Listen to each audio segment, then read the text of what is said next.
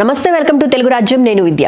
విజయవాడలోని ఆర్టీసీ పాత బస్టాండ్ స్థలాన్ని లూలు మాల్ ఏర్పాటుకు ఇవ్వాలని జీవో విడుదల చేసిన నేపథ్యంలో రాష్ట్ర వ్యాప్తంగా ఆందోళనలు చేపడతామంటున్నారు ఆర్టీసీ ఎంప్లాయీస్ యూనియన్ రాష్ట్ర అధ్యక్షుడు దామోదర్. మరి ఇప్పటికే విశాఖ బీచ్ రోడ్లో 13.43 ఎకరాలు కేటాయించడం జరిగింది. విశాఖతో పాటు అమరావతి, తిరుపతి నగరాల్లో కూడా లూలు మాల్స్ ఏర్పాటుకు నిర్ణయం తీసుకున్నట్లు తెలుస్తోంది. విజయవాడ నగరంలో ఎస్పెషల్లీ ఆర్టీసీ గవర్నర్ పేట 2 డిపో స్థలాన్ని లూలు మాల్ ఏర్పాటు కేటాయిస్తూ ఆంధ్రప్రదేశ్ ప్రభుత్వం ఉత్తర్వులు విడుదల చేసింది. మొత్తంగా చూస్తే లూలు మాల్ ఏర్పాటుకు సంబంధించి ప్రజల యొక్క స్పందన ఏ విధంగా ఉందో ఈ వీడియోలో తెలుసుకుందాం. ఖరీదైన ఏరియాలో ఈ లూలు మాల్కి ఈ భూములు ఇవ్వడం అనేది ఎంతవరకు సమంజసం అంటారు?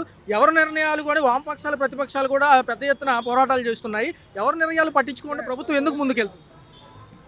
ఏదైతే కూటమి ప్రభుత్వం 164 సీట్లు సాధించిన తర్వాత వైఎస్ఆర్సీపీ పార్టీకి ఘోర పరాజయం జరిగిందని వాళ్ళు భావించి ఏదో కొన్ని మతలబులు చేసి ఈవీఎంల ద్వారా జరిగిన ఇప్పుడు కూడా చర్చలు జరుగుతున్నాయి. గడిచి ఎలక్షన్లు అయిపోయి దరిదాపుగా సంవత్సరాలు అవుతున్నా కూడా ఇప్పుడు కూడా వాళ్ళ యొక్క గెలుపుల మీద అనుమానాలు ఉన్నాయి. ఇవన్నీ వాళ్ళు వాపును చూసి బలుపు అనుకుంటున్నారు. అది ఓన్లీ వాపు మాత్రమే, బలుపు కాదు.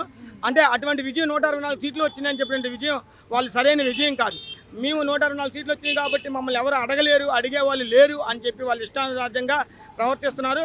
కానీ ప్రజల పక్షాన నిలబడి ప్రజల కోసం పోరాడే వైఎస్ఆర్సీపీ పార్టీ ఎప్పుడు ప్రజలకు అండగా నిలబడి వీళ్ళ అవినీతి అక్రమాలను ఖచ్చితంగా పట్టబయలు చేస్తుంది.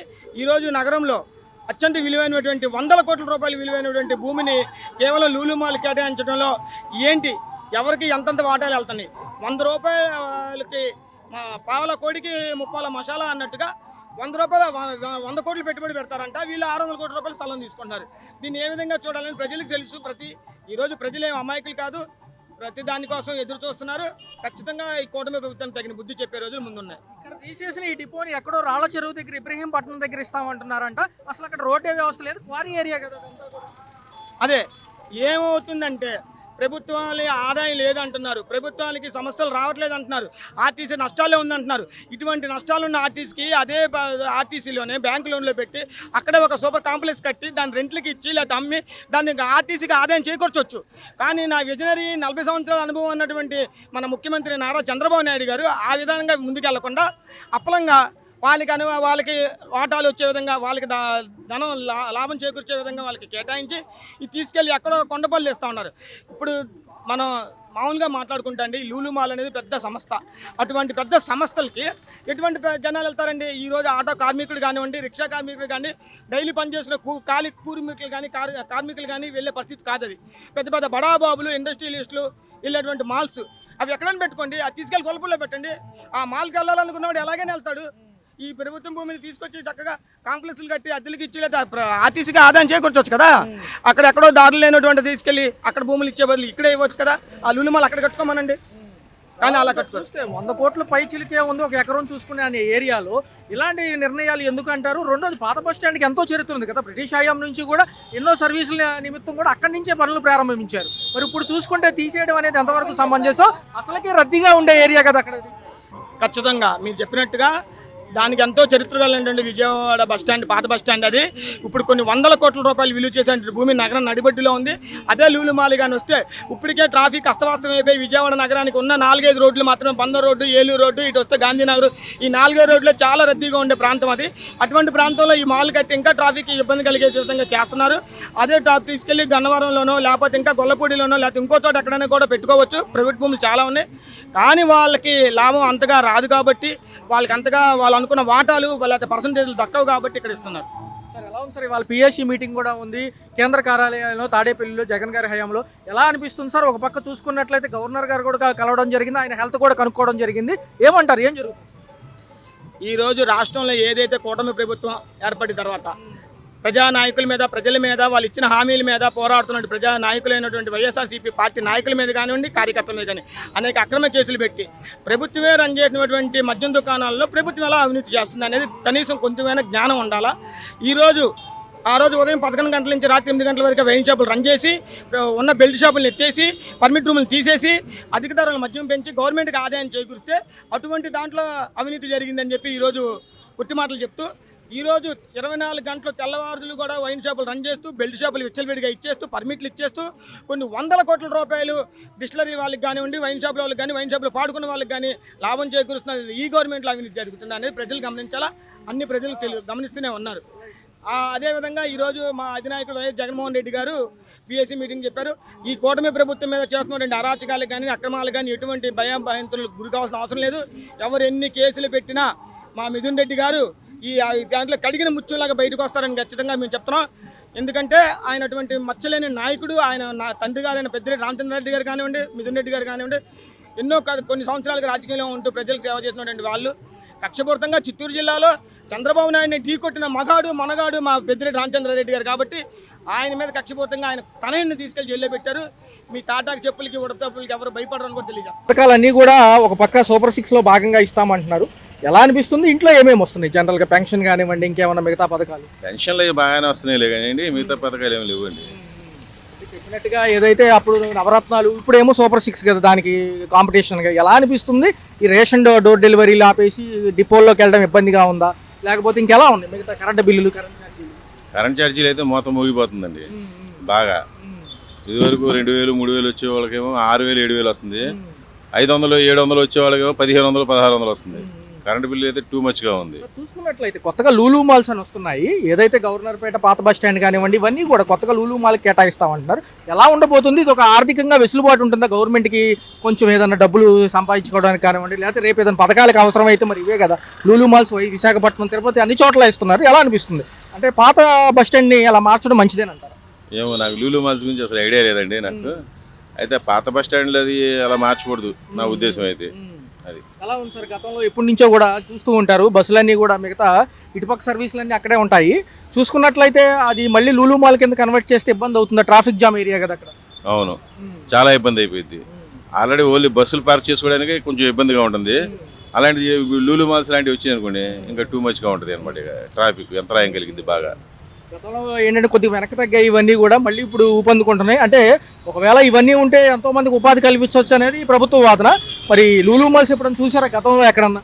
నేను చూడలేదండి, నేను చూడలే. ఏదో ఫోన్లో వస్తే మాత్రం ఆ వీడియోలో వాటిలో చూసున్నాను అంతే. అది హైదరాబాద్లో అక్కడ లూలు మాల్స్ ఉంటుంది. ఆర్టీసీ యూనియన్ కానివ్వండి, లేకపోతే వామపక్షాలు కానీ ఊరుకోమండి. ప్రభుత్వ స్థలాలను ఇలాగా ఇచ్చేది 2 ఎకరాలు 3 ఎకరాలు, మిగతా సంస్థలన్నింటికి కూడా దారాదత్తం చేయొద్దండి, మాకు ఏదైతే రెగ్యులర్ సర్వీసులు ఉంటాయి అట్లాగే ఉంచండి అంటున్నారు. మరి ఏమంటారు?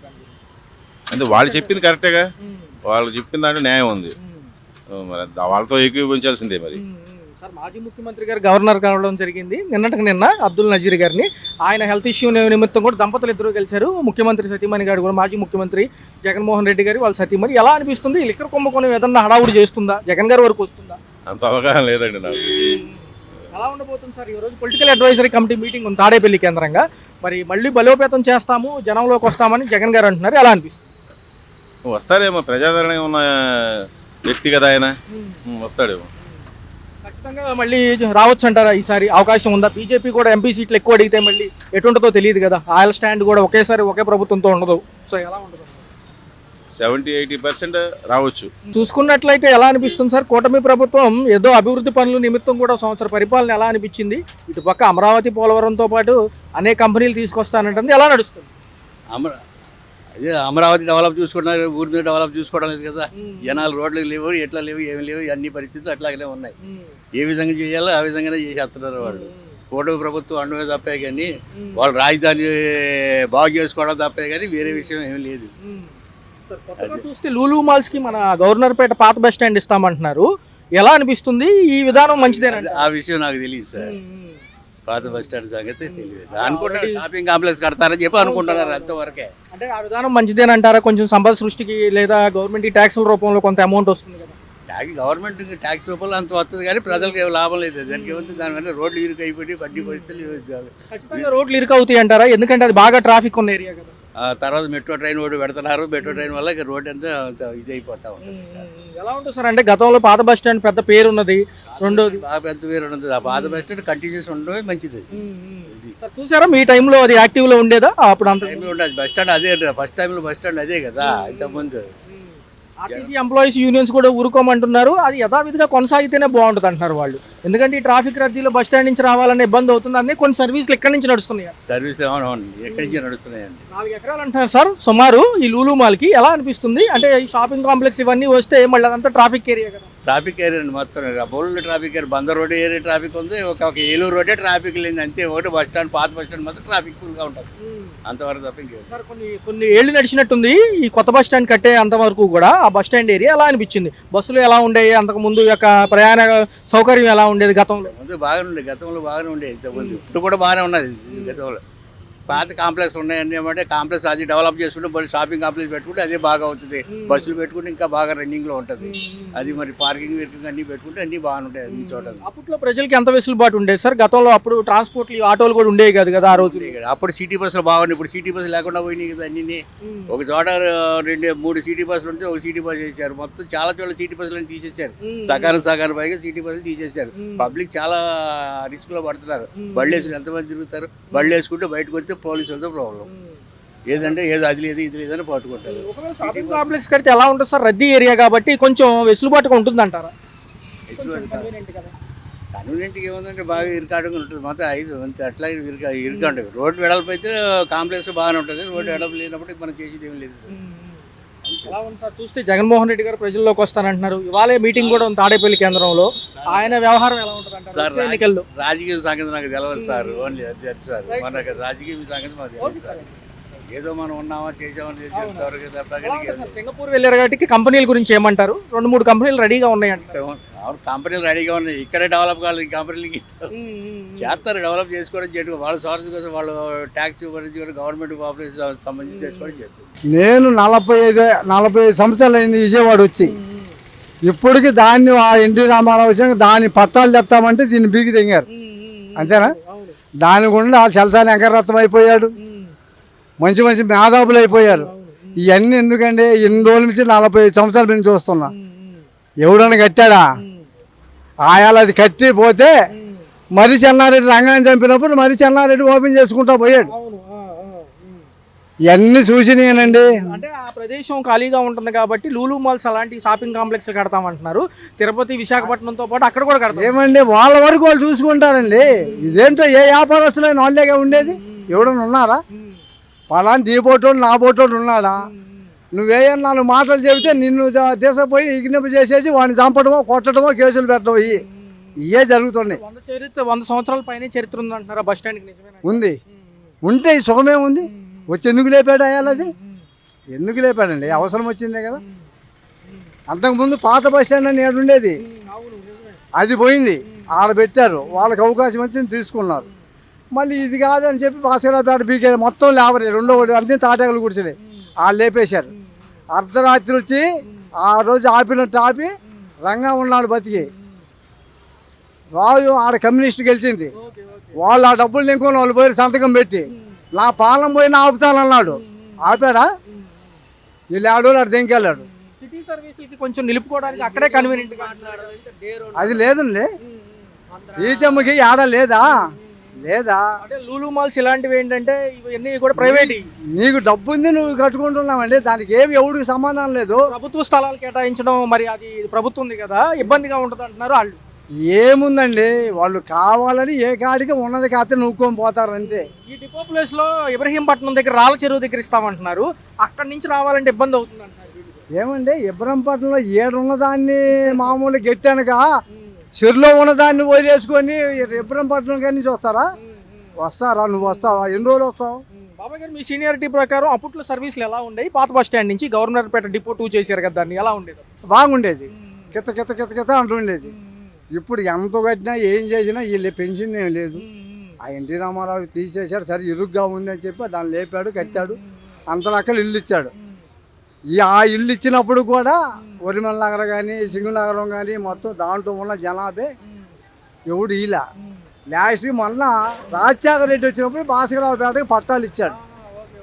అది రంగా కొడుకు. వీళ్ళకి వైరమైతే నా జనానికి పట్టాలు ఇయ్యాయా, ఏమొద్దు నాకు ఆస్తులు వద్దు అన్నాడు. ఈ కొత్త బస్ స్టాండ్ ఎన్ని సంవత్సరాలు కట్టుంటారు? అప్పట్లో ఈ పాత బస్ స్టాండ్ తొలగించాక కొత్త బస్ స్టాండ్ ఎన్ని సంవత్సరాలు కట్టుంటారు? 5 సంవత్సరాలు కట్టాడు. ఏంది కింద ఏమి లేదు, ఎర్రమట్టితో ఉంది, పైన బిల్డింగ్ వేశారు. అది ఆ ప్రభుత్వం అయిపోయినాక మరి చెన్నారెడ్డి ఎక్కాడు రంగా చచ్చిపోయినాక. ఆయన ఎక్కినాక ఆయన కట్టుకుంటూ పోయాడు, కింద సిమెంట్ కూడా వేయలా. అప్పుడు వెంటనే వచ్చింది కదా మరి చెన్నారెడ్డి, కింద నుంచి పైకి రాష్ట్రం మొత్తం ఆంధ్ర తెలంగాణ మొత్తం ఓపెన్ చేసుకుంటూ వెళ్ళిపోయాయి. అది అప్పుడే నామకరణం చేశారు కదా పండిట్ నెహ్రూ బస్ స్టాండ్. అంతే అంతే.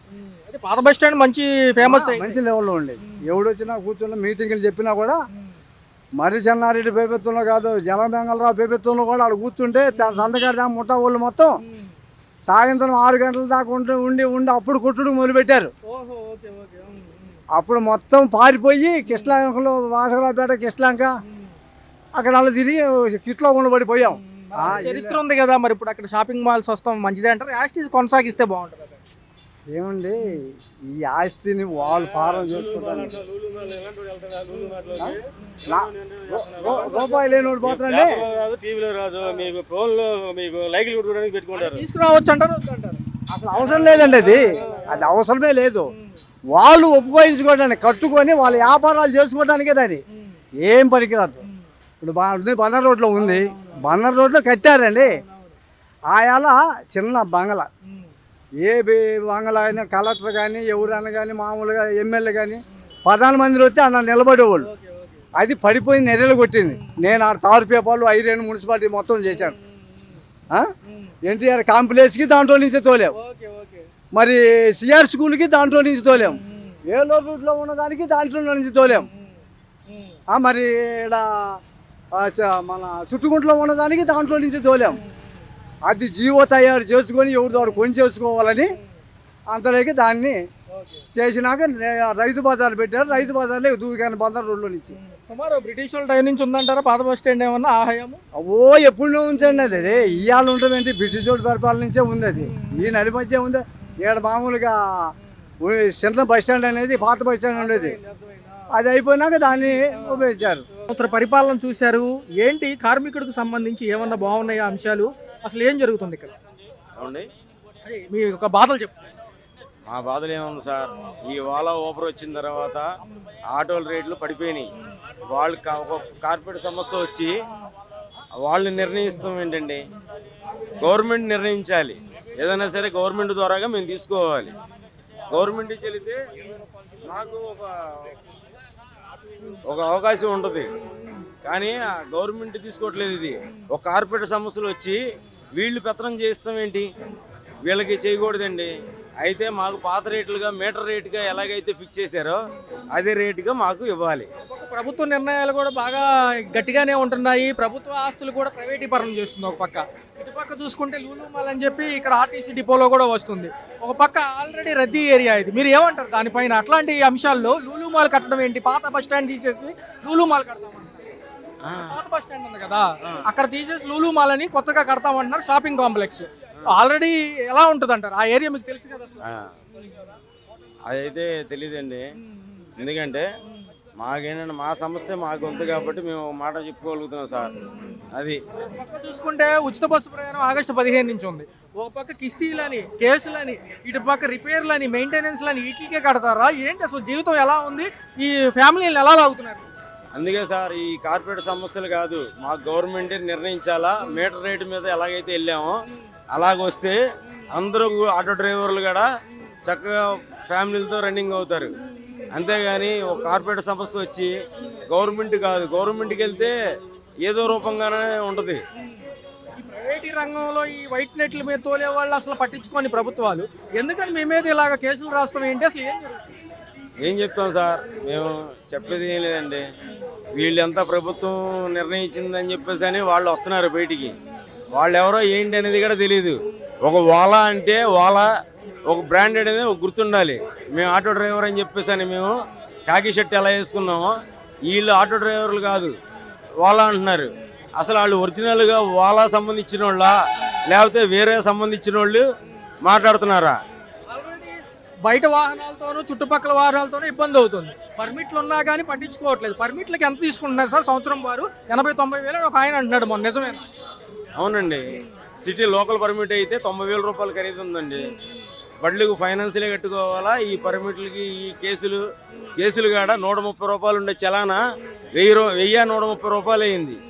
మేము ఆటో తోలుకునే వాళ్ళం, మా మధ్యతరగతి కాబట్టి మమ్మల్ని పట్టున్నారు కానీ అధికారులని ఎవరిని ఏం మాట్లాడట్లా, ప్రశ్నించట్లేదు. వాళ్ళని ప్రశ్నిస్తే కదా అసలు విషయం ఏంటనేది తెలిసేది. ఎలా ఉండబోతుంది సార్ మరి? ఇంత భారాల మధ్యన మీరు ఈ సర్వీసులు చేసుకుని ఫ్యామిలీకి ఏమైనా తీసుకెళ్ళగలుగుతున్నారా? తీసుకెళ్ళలేక కదా సార్ మాకు ఇప్పుడు ఈ ధర్నా పెట్టుకుంది. పెట్టి వాళ్ళు ఏమైనా బార్ షాపుల్లో ఉండి ఇచ్చా అసలు బాగాలేదు. ఎన్ని రత్నాలు ఇచ్చినా మగడు అనేది బయటకు వెళ్ళి పని చేసుకోవాలి, తీసుకురావాలి. వాడికి సఫిషియెంట్గా గవర్నమెంట్ ఇచ్చేయాలి అకామిడేషన్. ఉందో మేడం, చూస్తూనే ఉంటారు కదా వార్తల్లో ఈ లిక్కర్ కుంభకోణాల గురించి. మిథున్ రెడ్డి గారు తల్లి గారు నేను రాజమండ్రి సెంట్రల్ జైల్లో మిథున్ రెడ్డి గారిని కలవడం జరిగింది. ఒక పక్క గవర్నర్ని కలిశారు పాత ముఖ్యమంత్రి గారు. ఎలా అనిపిస్తుంది? భయం వేస్తుందా ఏదైనా జగన్మోహన్ రెడ్డి గారు కూడా అరెస్ట్ అవుతారని? అది మనం కామెంట్ చేయకూడదు కదా sir. That's not in our range. Though Delhi వాళ్ళ విల్ సీ దట్ ప్రాబ్లం. ఈ రోజు 11:30 తర్వాత ఏదైతే పొలిటికల్ అడ్వైజరీ కమిటీ మీటింగ్స్ కూడా ఉన్నాయన్నమాట వాళ్ళకి సంబంధించి. అంటే మళ్ళీ బలోపేతం చేయడానికి జనంలోకి వస్తామండి. జనాలు బాధపడ్డారో లేదో వాళ్ళకి తెలుసు అండి, జనాలకి తెలుసు. మనం కామెంట్ చేయకూడదు, ఎందుకంటే the result will be in they hands only. The government will take the result and it will come out. Any culture will go on. If it is wrong, it will go on. Chandrababu Naidu గారు Singapore పర్యటనలో ఉన్నారు madam, ఎలా అనిపిస్తుంది? ఆయన ఇప్పుడు కొత్త కాదండి, 30 years నుంచి we're seeing him in Hyderabad also. ఆయన ప్రజల కోసం బ్రతుకుతున్నాడు, ప్రజల్లో బ్రతుకుతున్నాడు. వాళ్ళ లైఫ్ అంతా సాక్రిఫైస్ చేస్తారండి. తెలుగుదేశం అనేది వాళ్ళు సొంత లైఫ్ కన్నా ప్రజల్లోకి వచ్చారు, మమ్మల్ని నిలబెట్టారు. ప్రజలకి రాజకీయం అంటే ఏంటో చెప్పారు. They are very nice politicals and all politicians. ఖచ్చితంగా అమరావతి పోలవరం పెద్ద ఎసెట్స్ మేము ఎలా అనిపిస్తుంది? అది ఏదైనా ఒక పని చేస్తే అది సఫిషియెంట్గా జనాలకు వచ్చేటట్టు చేయాలి, కానీ దాన్ని డిస్ట్రాయ్ చేసి జనాల్లో ఏదో పబ్లిసిటీ ఇది ఏమీ రాజకీయం కాదు కదా. ప్రజల సొమ్ము ప్రజలకి ఇచ్చి ప్రజలతో బ్రతికించారు, అది రాజకీయవేత్త. సంవత్సరం పరిపాలన ఎలా ఉంది? పర్లేదన్న, బాగానే ఉంది. ఏ అంశాలు బాగున్నాయి? గతంలో నవరత్నాలు, ఇప్పుడు సూపర్ 6 ఎలా అనిపిస్తుంది? అన్ని పథకాలు పర్లా, ఇప్పుడు వచ్చే పథకాలు సూపర్ 6 కూడా అన్ని అమలు అయితేనే ఉన్నాయి. ఎలా ఉందన్న? జగన్మోహన్ రెడ్డి గారు ప్రజల్లో తిరుగుతున్నారు, ప్రస్తుతం నాయకులు ప్రజల్లో ఉంటున్నారు. ఏ సమస్య వచ్చినా ఎలా అనిపిస్తుంది? ఎక్కువ శాతం అభివృద్ధి అంటుంది ఈ ప్రభుత్వం, ఎలా అనిపిస్తుంది? అభివృద్ధి చూస్తున్నాం కదా, బాగానే ఉంటుంది. గత నవరత్నాలు ఏమన్నా అందుకున్నారా? గత నవరత్నాలు వచ్చాయి, మా అమ్మకి 45 సంవత్సరాలు వచ్చాయి. కొత్త విధానాలు ఏమైనా ఇబ్బందిగా ఉన్నాయి? స్టోర్లలో రేషన్ తీసుకోవడం కానివ్వండి, అంటే డోర్ డెలివరీలు ఆపేశారు కాబట్టి ఏదైనా ఇబ్బందిగా ఉందా? వెళ్ళటం మంచిదే కదా, నడక మంచిది, నడిస్తే ఇబ్బంది ఏమన్నా. ఎక్కడికి వెళ్ళినా తీసుకొచ్చుకోవాలి, అన్నిటికి వెళ్తున్నాం సరుకులకి. ఒక రేషన్కైనా ఇబ్బంది, మనకి వెళ్ళడంలో తప్పేం లేదు. మాజీ ముఖ్యమంత్రి గారు నిన్న గవర్నర్ అబ్దుల్ నజీర్ గారిని కలవడం జరిగింది. ఎలా అనిపిస్తుంది? లిక్కర్ కుంభకోణం చూస్తున్నారు వార్తల్లో, ఏదన్నా ఆయన వరకు వస్తుందా? అది మొత్తం బయట పెడితేనే కదా తెలిసేది. ఏ గవర్నమెంట్ అయినా సరే ఎవరైనా లూస్ బయట పెడితేనే కదా తెలిసేది. ఒక పక్క చూసుకుంటే ఈ రోజు పొలిటికల్ అడ్వైజరీ కమిటీ మీటింగ్స్ ఉన్నాయన్న. మళ్ళీ జిల్లాల వారీగా బలోపేతం అవడానికి మాజీ ముఖ్యమంత్రి గారు ప్రణాళిక వేస్తున్నారు. ఎలా ఉండబోతుంది? వాళ్ళు ఒక బుక్ తయారు చేస్తున్నామంటున్నారు, రెడ్ బుక్కి ప్రతీకూలంగా ఆపోజిట్, కానీ ఎలా ఉండబోతుంది అంటారు? ఆయన ప్రణాళిక మళ్ళీ సక్సెస్ అవుతుందా వచ్చే ఎన్నికలకి బలోపేతానికి? ఏ గవర్నమెంట్ ఫామ్ వలన ఎవరైనా రెడ్ బుక్ అయినా ఏ బుక్ అయినా రాయాలి. అది రాస్తేనే కదా గవర్నమెంట్ ఏదైనా ఫామ్ అయ్యింది. ఎలా ఉండబోతుందంటారు? 4 ఏళ్ళ భవిష్యత్తు ఉంది కదా. సింగపూర్ పర్యటనలో సార్ కూడా ఉన్నారు, ముఖ్యమంత్రి గారు. ఒక నిమిషం అన్న, సింగపూర్ నుంచి కంపెనీలు వస్తాయంటున్నారు, ఎలా అనిపిస్తుంది? గత 4 రోజుల నుంచి అక్కడే ఉన్నారు కదా. వస్తాయి, వెయిట్ చేయాలి. వస్తాయి అనుకుంటున్నాం మేము కూడా, వస్తే డెవలప్ అయ్యింది. ఎలా ఉంది? రియల్ ఎస్టేట్ ఎలా ఉంది అమరావతి? అలా పర్లా బాగుంది ఇప్పుడు.